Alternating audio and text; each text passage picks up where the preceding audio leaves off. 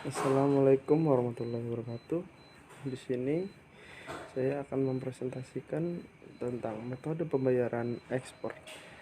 Sebelum itu, saya perkenalkan diri saya, yaitu Farhan Sidik dengan NPM 18751022 dari program studi D3 Agribisnis tentang perdagangan internasional.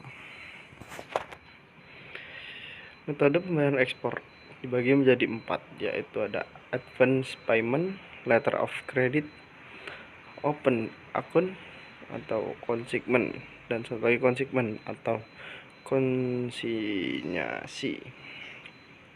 Yang pertama ada letter of credit.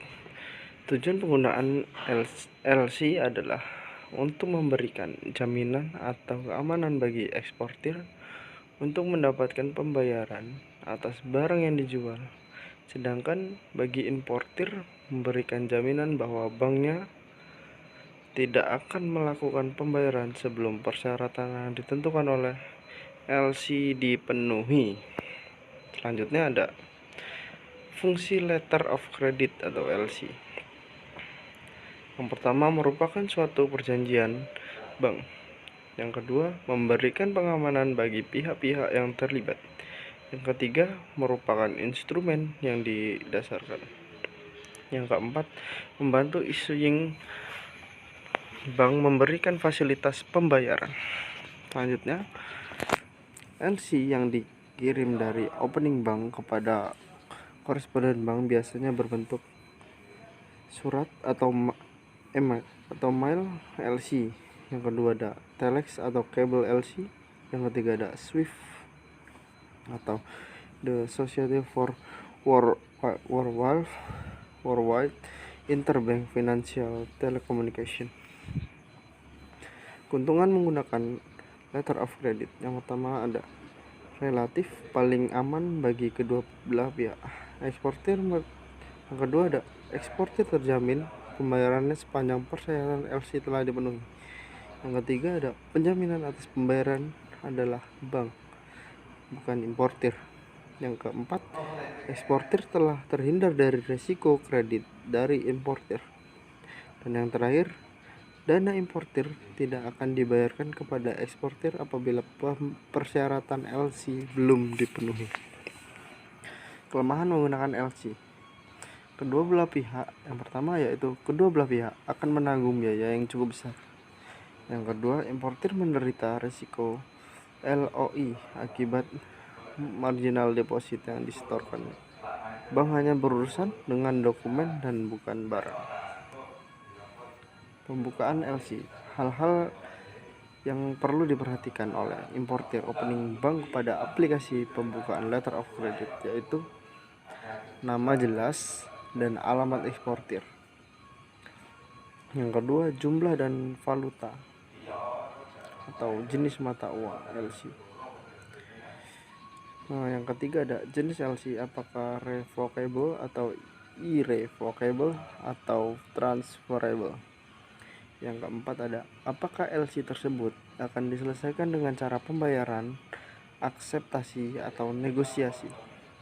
Yang kelima, atas siapa vessel akan ditarik dan bagaimana tenor draft tersebut.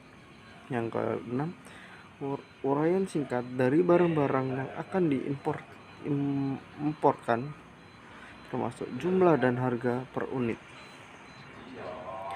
Selanjutnya ada syarat-syarat penyerahan barang dalam kondisi FOB, CFR, CIF, dan sebagainya. Selanjutnya ada perincian dokumen-dokumen yang diminta. Yang ke-9, nama pelabuhan pemuat dan pelabuhan tujuan. Yang ke-10, transshipment atau pindah kapal diperbolehkan atau tidak. Yang ke-11, pengapalan sebagian-sebagian atau partial shipment diperbolehkan atau tidak. Yang ke-12 ada tanggal pengapalan terakhir atau last shipment. Yang ke-13 ada tanggal jatuh tempo LC atau expired date. Yang ke-14 jangka waktu penyerahan atau presentasi dokumen. Yang ke-15 apakah LC akan disampaikan per surat atau mail, telex atau kabel atau SWIFT. Yang terakhir yaitu pernyataan tunduk pada syarat-syarat umum bank untuk penerbitan LC di luar Indonesia. Berikut adalah contoh dari permintaan pembukaan LC impor. Pihak-pihak yang terlibat dalam LC. Yang pertama ada pembeli atau importir. Yang kedua, penjual atau eksportir. Yang ketiga, bank pembuka atau penerbit LC. Yang keempat, bank penerus LC.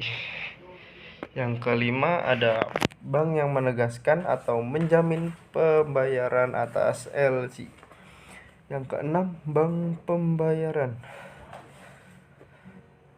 Yang ketujuh, bank yang bernegosiasi. Yang kedelapan ada bank yang diminta mengganti pembayaran atau reimburse. Pihak-pihak yang tidak terlibat secara langsung yaitu yang pertama ada perusahaan atau maskapai pelayaran atau perkapalan. Yang kedua ada bea dan cukai atau pabean. Yang ketiga ada perusahaan asuransi. Yang keempat, badan-badan pemeriksa, dan yang terakhir, badan-badan penelitian dan lain-lainnya. Tata cara memahami syarat dan kondisi LC yaitu memiliki kriteria sebagai berikut.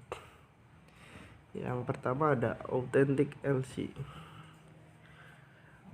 Yang pertama ada dibagi menjadi 3 yaitu bila LC dibuka dengan surat, periksa apakah tanda tangan pejabat dalam LC tersebut telah cocok dengan spesimen yang masih berlaku yang diterima oleh opening bank.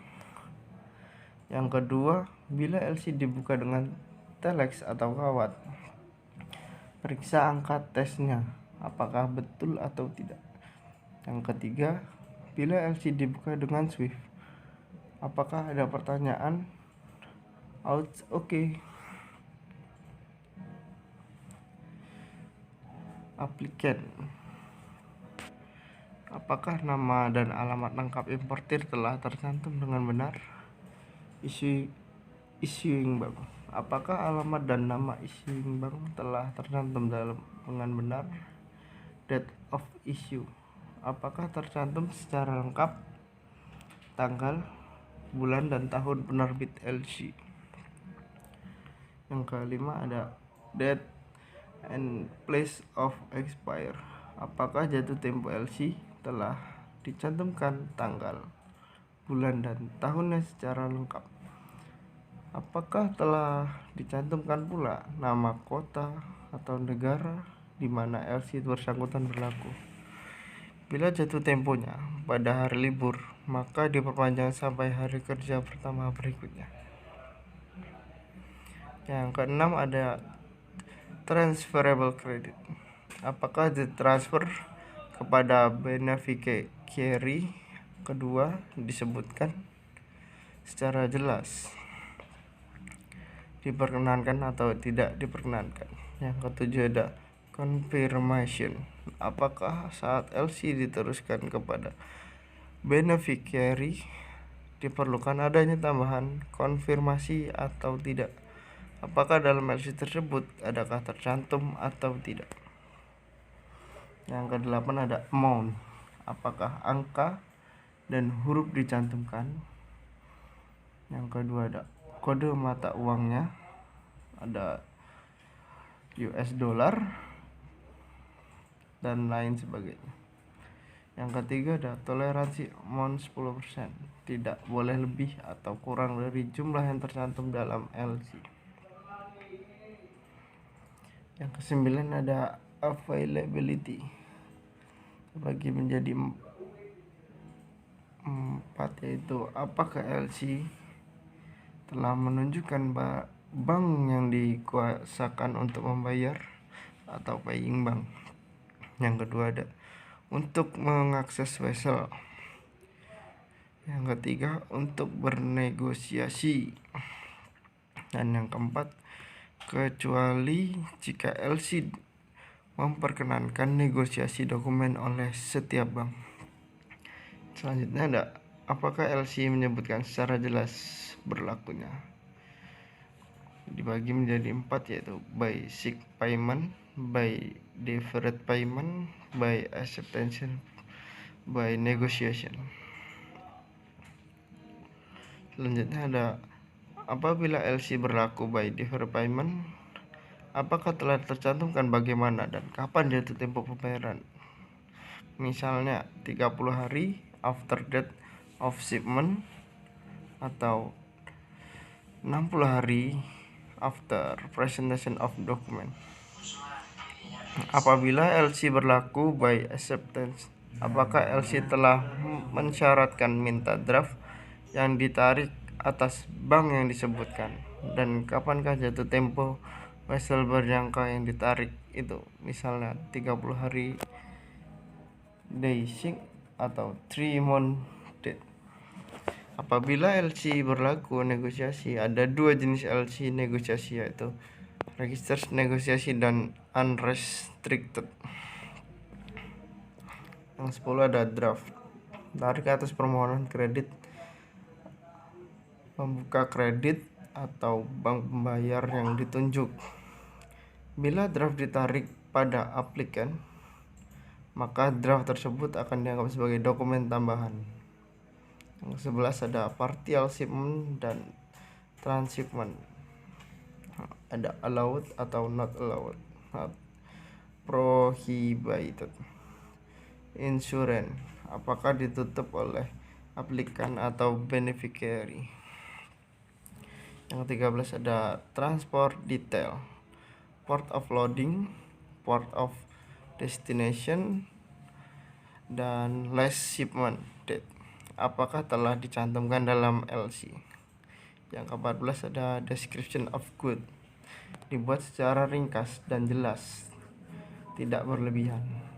Yang ke-15 ada trade term, apakah telah memuat syarat penyerahan barang, misalnya CIF, CFR atau FOB. Yang ke-16 ada presentation period, berapa hari setelah tanggal pengapalan bill of loading.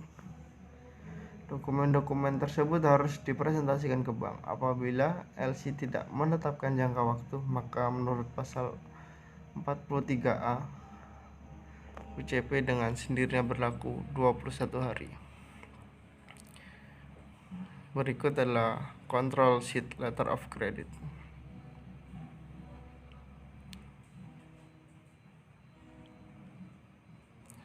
Dokumen utama dalam LC yaitu, yang pertama ada draft, yang kedua commercial invoice, yang ketiga bill of lading, yang keempat packing list, yang kelima policy assurance. Mungkin sekian yang bisa dapat saya sampaikan, kurang lebihnya saya mohon maaf. Wassalamualaikum warahmatullahi wabarakatuh.